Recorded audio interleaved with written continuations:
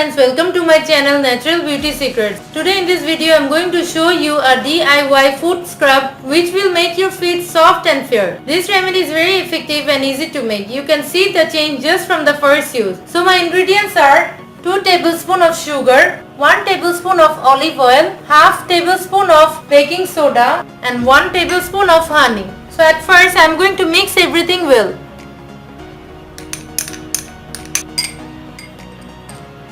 This is the scrub you are going to get after mixing everything well. After the scrub is ready, take a small amount of scrub in your hand and massage it gently on your feet. Massage in circular motion. Sugar acts as a natural exfoliator and olive oil makes your skin nourished and soft. Massage this scrub for 5 minutes. Do the same process in your another leg. After 5 minutes, wash it off with warm water.